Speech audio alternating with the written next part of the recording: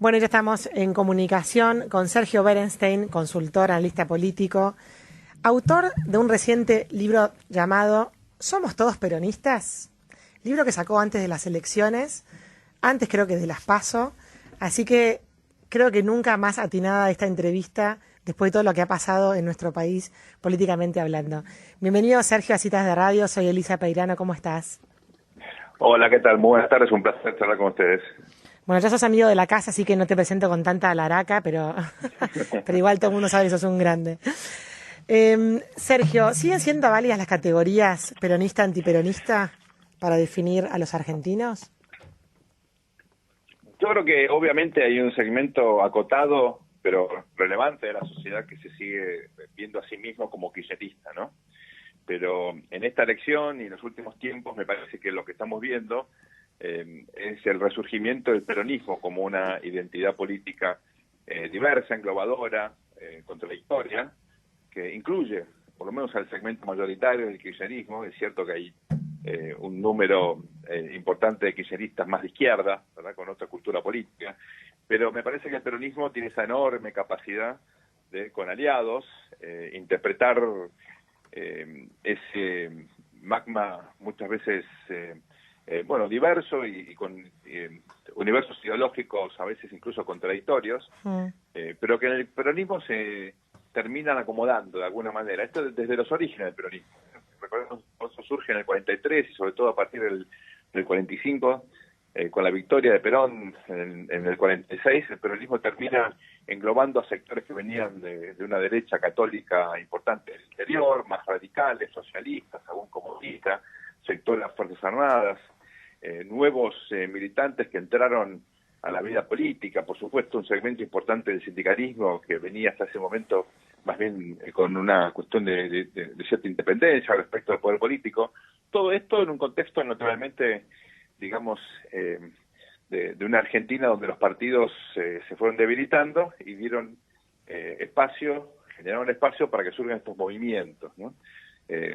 Organizacionalmente, digamos, muy singulares, porque son muy amplios, no tienen una vida interna partidaria tradicional, pero indudablemente sirven para englobar estas identidades, insisto, con el concepto muchas veces contradictoria. El kirchnerismo es una de ellas.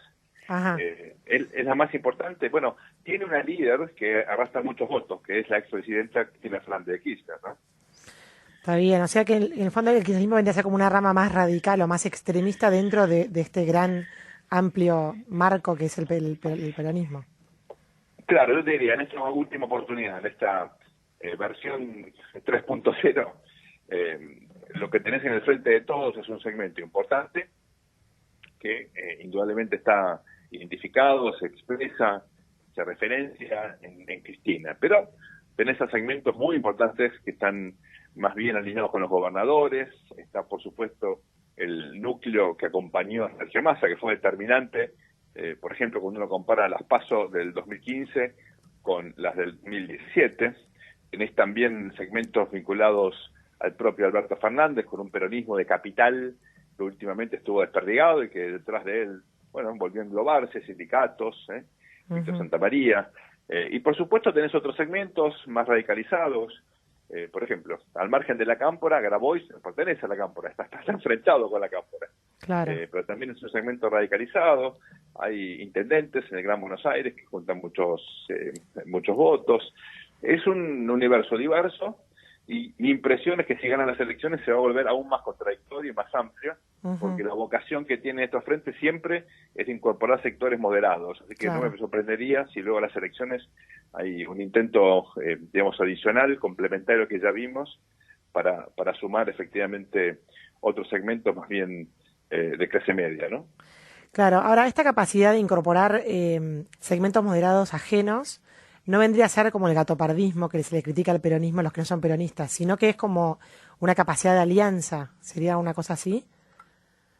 Bueno, digamos, acá hay un pragmatismo enorme en el peronismo, claro, donde el poder termina conformando una especie de imán que atrae como si fuesen un campo magnético, ¿no? Que atraen limaduras de hierro, ¿no? claro. Y obviamente tenés sectores, por ejemplo, del empresariado, que o en búsqueda de rentas o cuasi rentas o subsidios o algo por el estilo, termina siempre siendo funcional, afín, apoyando a estos gobiernos. Tenés otros segmentos de clase media, profesionales, muy vinculados al aparato estatal, al gasto público o a las regulaciones del Estado, ¿verdad? Bueno, todo eso, bueno, le da, yo no diría gatopardismo, ¿no? Le da la posibilidad al peronismo desde el poder de administrar los conflictos sociales, de generar expectativas y excepto que existan rupturas muy significativas, como ocurrieron, por ejemplo, con el conflicto con el campo, o más adelante con la radicalización que imprime Cristina a su gobierno, o rupturas como la de los 80 entre Duhalde y Menem, por la intención de Menem de perpetuarse en el poder. Cristina también quería perpetuarse en una versión más ideológica, ¿no? Claro. Pero Menem era simplemente perpetuarse en el poder.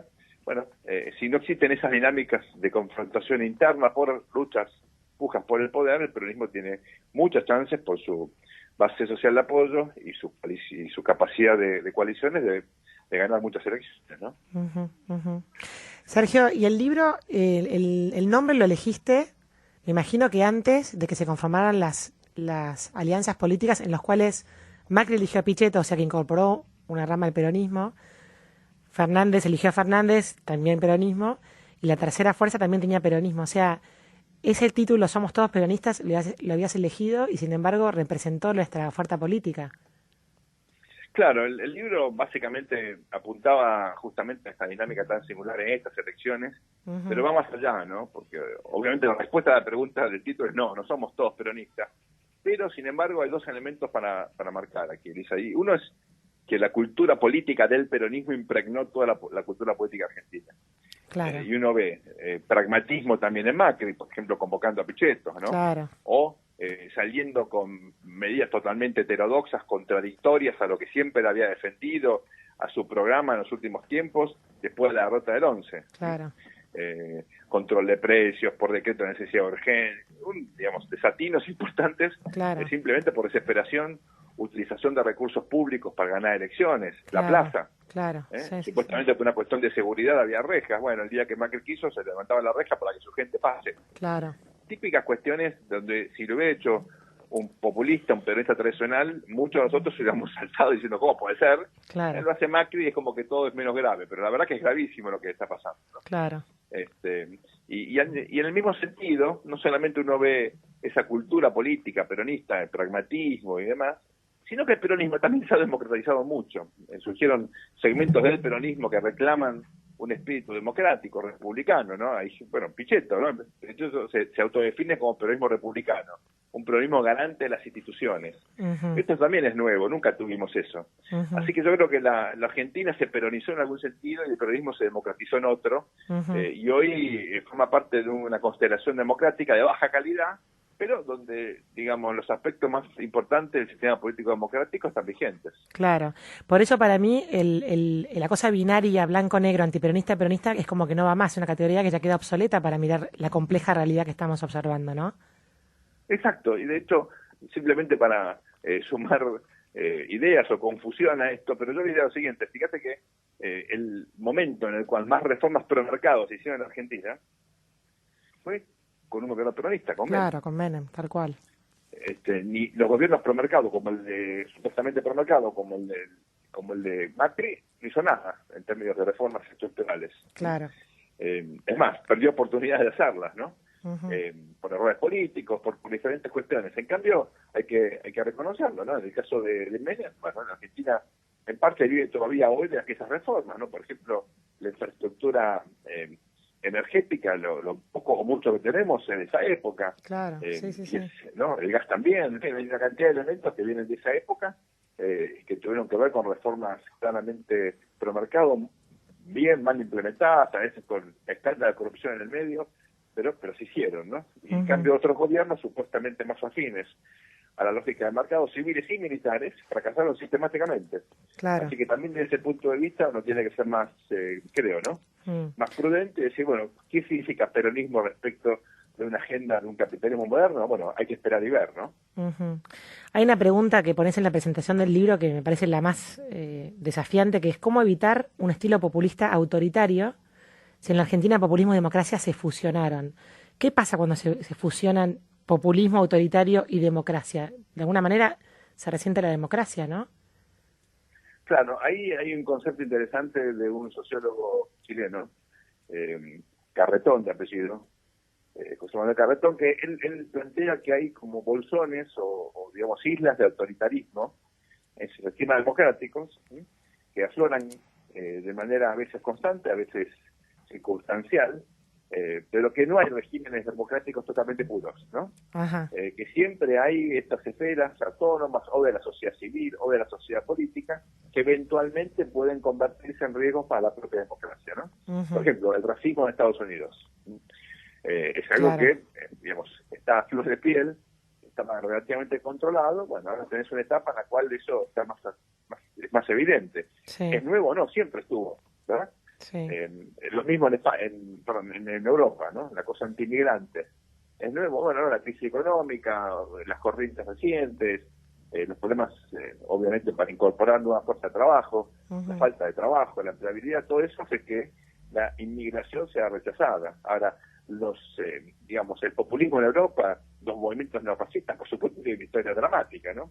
Parecía que se había democratizado Europa, sin embargo, quedaban estos resabios, digamos, este pequeño ADN autoritario que tiene capacidad de reproducirse, ¿no? Claro. Por eso la batalla por la democracia nunca está ganada del todo. Claro. Y me parece que eso es una lección que la Argentina tiene que aprender, ¿no? Exacto. Lo que hablábamos con una periodista venezolana la semana pasada. Sergio, y cualquiera de los dos candidatos que gane, que tiene aparentemente por las PASO fue arrollador la victoria de Fernández, va a tener una oposición, o sea, va a tener realmente como un contralor de poder, que en democracia creemos que el equilibrio de poder es bueno, va a tener una oposición importante. Ahora, la grieta no es equilibrio de poder, es grieta. Bueno, yo creo que la grieta define a una parte de la sociedad argentina, pero no a toda la sociedad argentina. De hecho, Alberto Fernández, cuando iba camino a su búnker, lo primero que dijo es: conmigo se acaba la grieta, conmigo se acaba la confrontación. No sé si será cierto o no, pero el hecho que lo haya dicho esa noche es muy simbólico. Eso fue algo que trajo Labaña consigo, que venía como un discurso de la alternativa federal. A Labaña lo profundizó, lo sigue, él enarbolando como una de las plataformas importantes. En esta oportunidad me parece que el que alentó la grieta más abiertamente fue el gobierno. Claro. Fue el mismo el Macri. que se corrió hacia el centro. El gobierno necesitaba ver en Alberto Fernández un pichón de Maduro. Yo creo que no lo logró, fracasó en eso, pero esa fue la intención, ¿verdad? Claro.